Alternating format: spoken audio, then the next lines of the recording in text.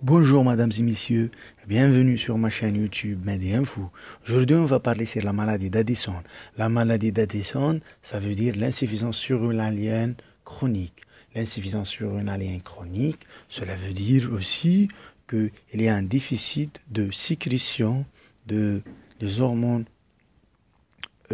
cortico-surrénaliennes. Les hormones cortico-surrénaliennes sont essentiellement le chef de file qui est le cortisol, l'aldostérone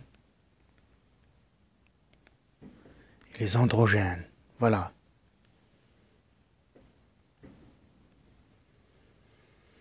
Donc, avant tout ça, on devrait parler sur les étiologies, c'est-à-dire les causes de cette maladie.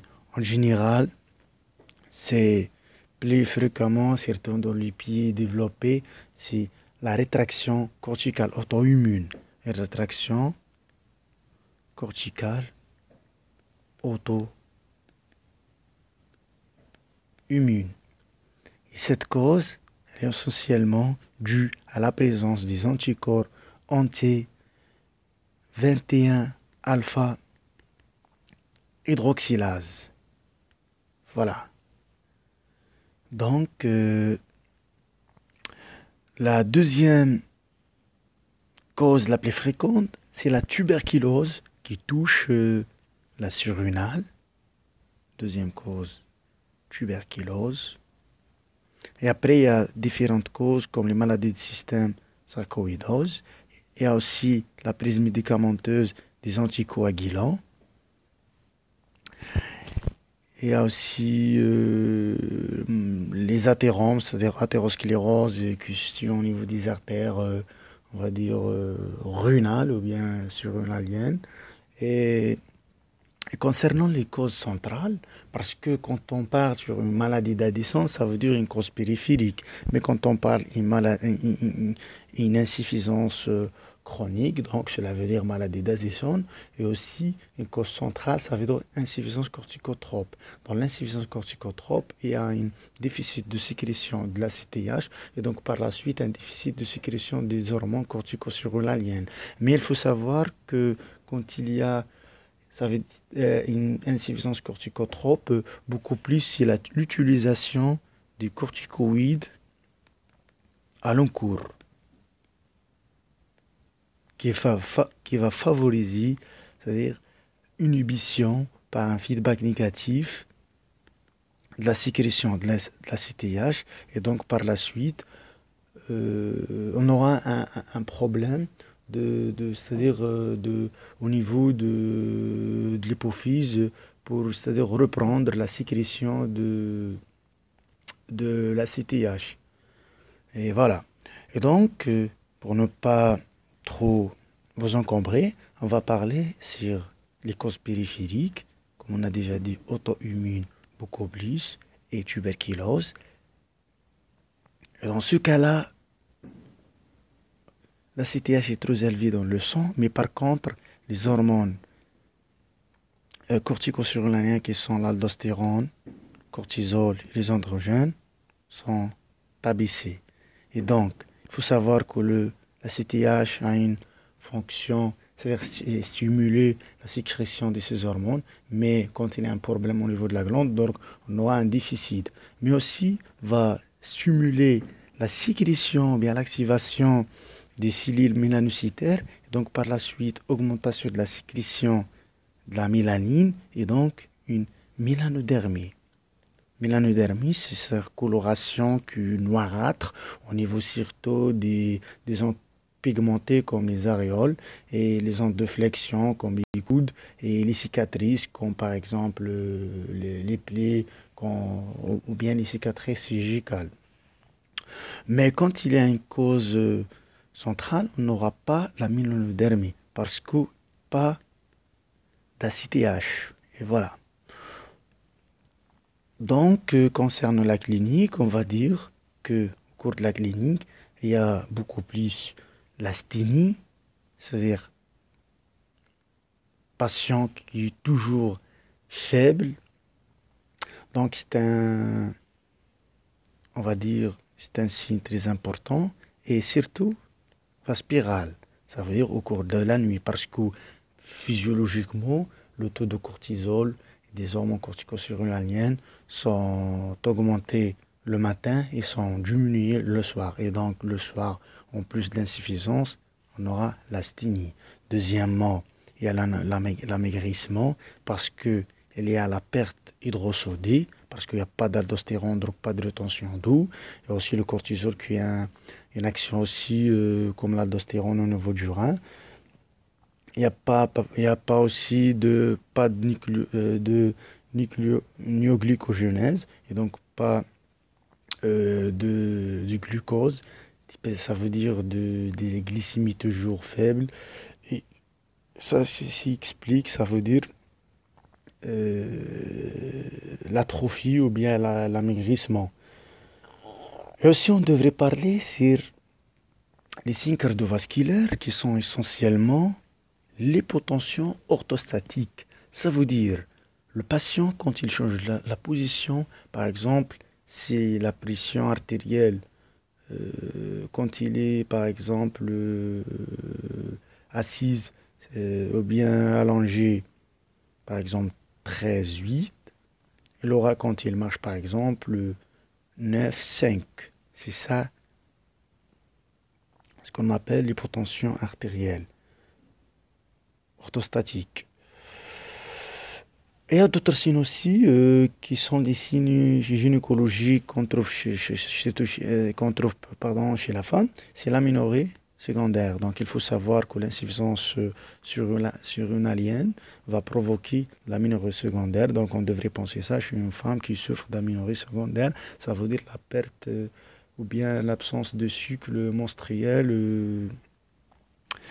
de la femme.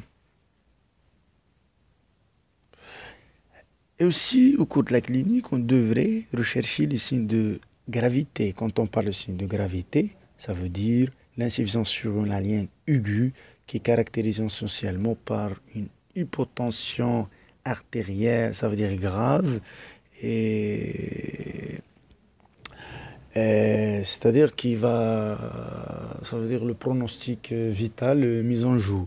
Mais j'ai oublié un signe aussi important qui sont les signes digestifs qu'on trouve aussi c'est-à-dire dans l'insuffisance surrénalienne, qui sont essentiellement les douleurs abdominales et les troubles du transit, vomissements aussi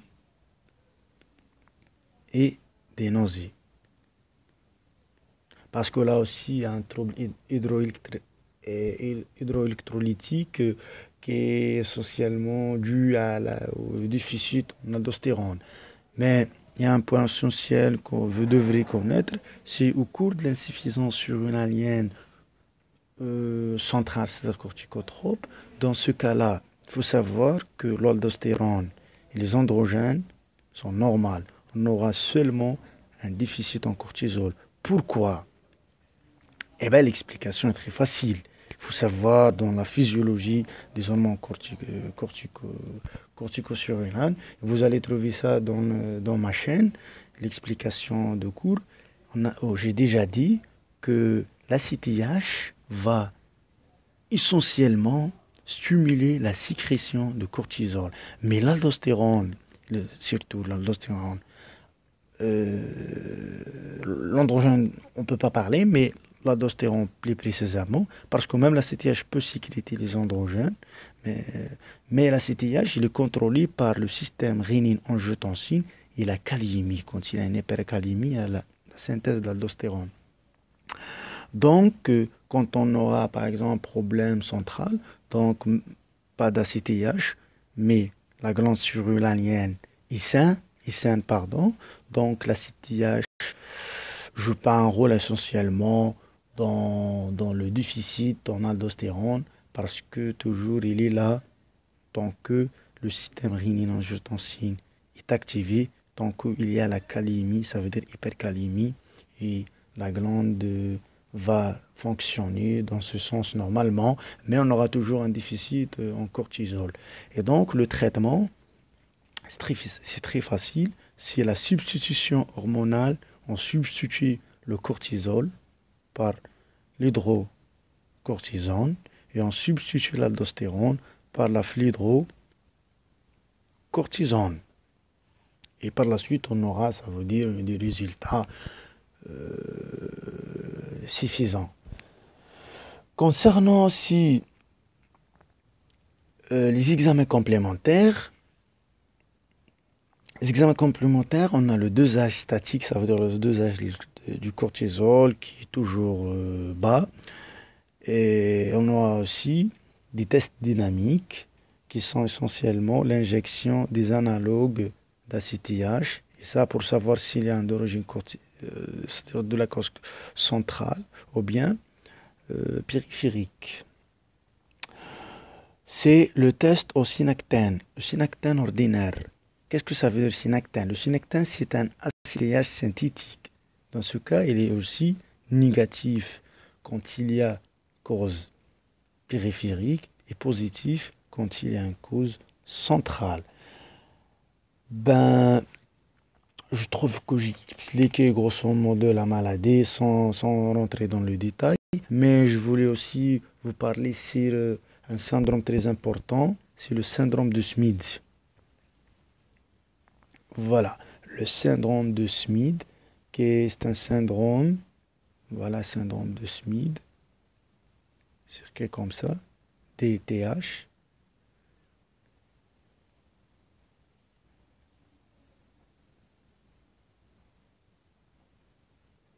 C'est l'association d'hypothyroïdie auto-immune, essentiellement la maladie d'Hashimoto,